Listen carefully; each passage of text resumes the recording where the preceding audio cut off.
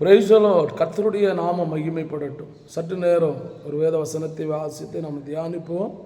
கர்த்தர் நம்மளை ஆசீர்வதிப்பாராக. உபாகமத்தின் புஸ்தகம் 11வது அதிகாரம் 1வது வசனம். நீ உன் தேவனாகிய கர்த்தரிடத்தில் அன்பு கூர்ந்து. பாருங்க, ஆண்டவர் என்ன சொல்றாங்க அப்படின்னா, நீ உன் தேவனாகிய கர்த்தரிடத்தில் என்ன கூறணுமா? அன்பு கூர்ந்து. ஒவ்வொரு மனிதனும் சர்வ வல்லமையுள்ள தேவனிடத்திலே அன்பு கூற வேண்டும். நீங்கள் எப்படி ஆண்டவரிடத்திலே அன்பு கூறுகிறீங்க அப்படின்னா, ஒவ்வொருத்தங்களுக்கு ஒவ்வொரு விதமான அன்பு செலுத்துறது இருக்கும் இல்லையா? ஒரு பிள்ளைகளை இடத்துல அன்பு செலுத்துகிறோம் அப்படின்னா, அதுக்கு அடையாளமாக பிள்ளைகளுக்கு நீங்கள் என்ன செய்வீங்க? மனைவியினிடத்திலே அன்பு செலுத்துகிறீர்கள் என்று சொன்னால், அந்த மனைவிக்கு நீங்கள் அன்பு செலுத்துறதுக்கு அடையாளமாக என்ன செலுத்துவீங்க, என்ன செய்வீங்க? இப்போ உங்களுடைய தாய் தகப்பனிடத்தில் அன்பு செலுத்துகிறீர்கள் என்று சொன்னால், அவர்களுக்கு நீங்கள் என்ன செய்வீங்க? உங்கள் உறவினர்களிடத்தில் நீங்கள் அன்பு செலுத்துகிறீர்கள் அப்படின்னா, உங்கள் உறவினர்களுக்கு நீங்கள் என்ன செய்தால் அவங்களுக்கு அன்பு செலுத்துறதாக அவங்க நினைப்பாங்க இல்லையா? இப்படி பல விதத்திலையும் நீங்கள் அன்பு கூற வேண்டும் என்று சொல்லி வேதம் சொல்லுகிறது.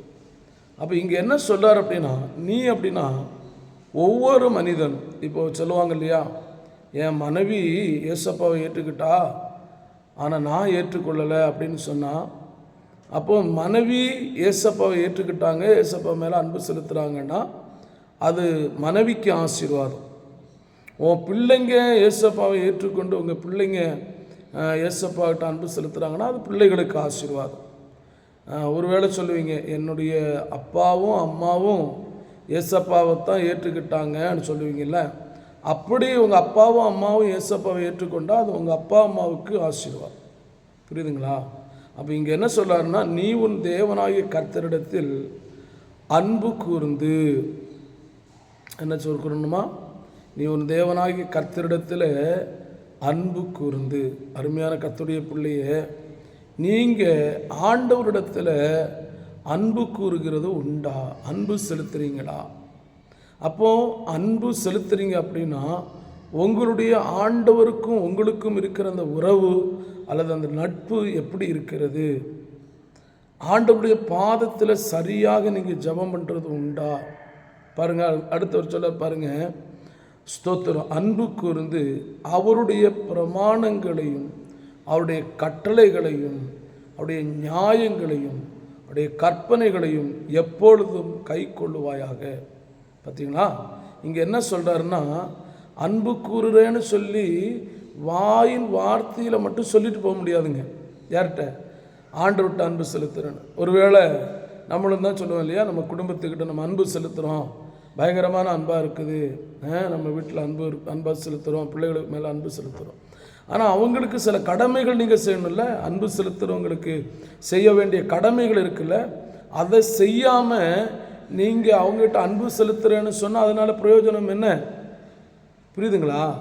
நீங்கள் மனைவியினிடத்தில் அன்பு செலுத்துகிறேன்னு சொல்லியும் அவளுக்கு வேண்டிய கடமைகளை செய்யலைன்னா, அவர்களுக்கு வேண்டிய காரியங்களை செய்யலைன்னா அதனால பிரயோஜனம் என்ன?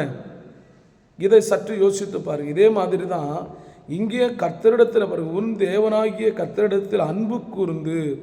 அன்பு கூர்ந்து அப்படின்னா அவருடைய பிரமாணங்களை, அடுத்து பாருங்க, அவருடைய கட்டளைகளையும் அவருடைய நியாயங்களையும் அவருடைய கற்பனைகளையும் எப்பொழுதும் கை கொள்ளுவாயாக. அதாவது ஒரு நாள் அவருடைய கட்டளைகள் பிரமாணங்களை கை கொண்ட அப்படி இல்லை, வாழ்நாள் முழுவதும் மாறி மாறி மாறி மாறி திருப்பி திருப்பி அதை நம்ம கீழ்ப்படிந்து அதை செயல்படுத்தி தான் நம்ம வாழணும். அல்லேலூயா. பார்த்தீங்களா? நீங்கள் அன்பு கூறுறேன்னு சொல்லியும் அவருடைய கட்டளைகளுக்கும் அவருடைய பிரமாணங்களுக்கும் நீங்கள் விலகி இருந்தீங்கன்னா எப்படி அன்பு கூறுகிறதா இருக்கும்? கொஞ்சம் யோசித்து பாருங்கள். அப்போ நீங்கள் ஆண்டவரிடத்தில் அன்பு கூறுறீங்க அப்படின்னு சொல்லியும் அவருடைய முதல் பிரமாணங்களையும் அவருடைய கட்டளைகளையும் அவருடைய நியாயங்களையும் அவருடைய கற்பனைகளையும் கை கொள்ளாமல் இருந்தால் பிரயோஜனம் இல்லை. அப்போ என்ன செய்யணும்? அன்பு கூறுகிற நீங்கள் இவைகள் எல்லாவற்றையும் கை கொள்ள வேண்டும். கை கொள்ளும் போது தான் உங்களுக்கு தேவன் ஆசீர்வதிக்க முடியும். நீங்கள் கர்த்தருடைய பிள்ளைகள் என்று சொல்லப்பட முடியும். அதனால் அன்பு கூறுங்க, கற்பனைகளை கைக்கொள்ளுங்க, அவருக்காக வாழுங்க. அவர் உங்களை நிச்சயமாய் ஆசீர்வதிப்பாராக. ஆமென், ஆமென்.